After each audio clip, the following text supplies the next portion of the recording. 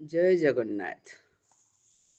ସ୍ମୃତି ସାନ୍ତନାର ସାରସ୍ୱତ ଅଭିନନ୍ଦନ ଓ ଶବ୍ଦ ପ୍ରଣାମ। ଆପଣମାନଙ୍କ ଅନୁରାଗ ଭରା ସସ୍ନେହ ସହଯୋଗରେ ସ୍ମୃତି ସାନ୍ତନା ଆଜକୁ 5 ବର୍ଷ ଧରି ପ୍ରତି ମାସର 15 ତାରିଖରେ ଡିଜିଟାଲ ସାହିତ୍ୟ ଆସର ଓ ୟୁଟ୍ୟୁବର ପ୍ରସାରଣ କରିଆସୁଛି। ଆଜି ସ୍ମୃତି ସାନ୍ତନାର 80ତମ ମାସିକ ଡିଜିଟାଲ ସାହିତ୍ୟ ଆସରର ଅୟଂ ଆରମ୍ଭ ପର୍ବରେ ମୁଁ ସବିତାରାଣୀ ବେହେରା, ସମ୍ପାଦିକା ସ୍ମୃତି ସାନ୍ତନା ପତ୍ରିକା, ଆପଣମାନଙ୍କୁ ସମସ୍ତଙ୍କୁ ସ୍ୱାଗତ କରୁଛି। ସ୍ୱାଗତମ୍ ସ୍ୱାଗତମ୍ ସୁସ୍ୱାଗତମ୍। ଆପଣମାନଙ୍କର ପଦେ ପଦେ ଆନ୍ତରିକ ଆଶୀର୍ବାଦରେ ଓ ଅକୁଣ୍ଠ ଚିତ୍ତର ସହଯୋଗରେ ସ୍ମୃତି ସାନ୍ତନା ପାଦେ ପାଦେ ଆଗେଇ ଚାଲିଛି।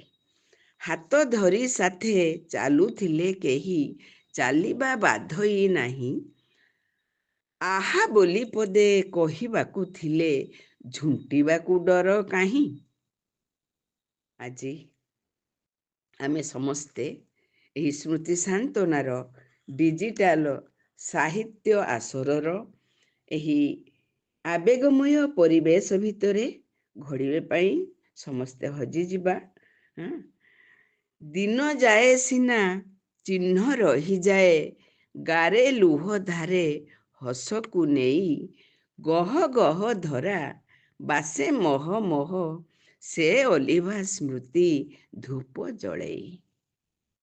ସମୟର ନଈ ଆଗକୁ ଆଗକୁ ବହେ, ସ୍ମୃତିରୁ ସାନ୍ତନା ସାଉଁଟି ସାଉଁଟି ଏ ଜୀବନ ଜୀଇଥାଏ। ତେବେ ଆସନ୍ତୁ ସେଇ ଜୀବନର ବନ୍ଦନା ଗାନ କରିବାକୁ ଆମେ ଆଜି ସମସ୍ତଙ୍କର ଅଡ଼ିଓ ଭିଡ଼ିଓକୁ ମନ ଦେଇ ଶୁଣିବା।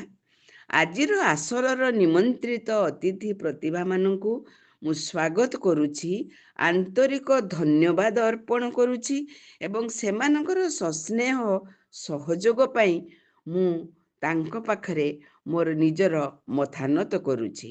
ସେମାନେ ହେଲେ ବ୍ରହ୍ମପୁରର ପୁଷ୍ପଲତା ମିଶ୍ର, ଫରିଦାବାଦର ମୀନାକ୍ଷୀ ମିଶ୍ର, ଭଦ୍ରକର ଡକ୍ଟର ପ୍ରଭାତ ନଳିନୀ ମହାପାତ୍ର, ରାଇରଙ୍ଗପୁରର ନିରୁପମା କବି, ରାଉରକେଲାର ସ୍ନେହଲତା ପଟ୍ଟନାୟକ, ରାଞ୍ଚିର ବିନୟ କୃଷ୍ଣ ପଟ୍ଟନାୟକ ଓ ଭୁବନେଶ୍ୱରର ମନୋରମା ମିଶ୍ର, ଅଞ୍ଜଳି ମୁଖାର୍ଜୀ, ବିନିତା ବିନୋଦିନୀ, ସଂଯୁକ୍ତା ଦାସ, ଡକ୍ଟର ଜ୍ୟୋତ୍ସ୍ନା ଦାସ ଓ ଶରତ କୁମାରୀ ମିଶ୍ର।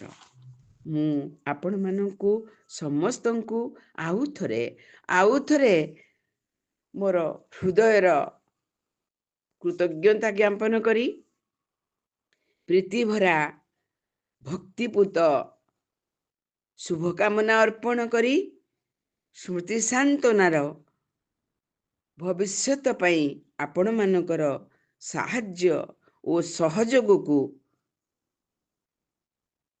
ପ୍ରାର୍ଥନା କରି ମୁଁ ଏଠାରେ ମୋର ବାଣୀକୁ ବିରାମ ଦେଉଛି। ଆମେ ଏବେ ପରସ୍ପରର ଅଡ଼ିଓ ଭିଡ଼ିଓକୁ ଶୁଣି ଆଜିର ଡିଜିଟାଲ ଆସରରେ ମଜି ରହିବା କିଛି ସମୟ ପାଇଁ। ନମସ୍କାର, ଜୟ ଜଗନ୍ନାଥ, ଧନ୍ୟବାଦ।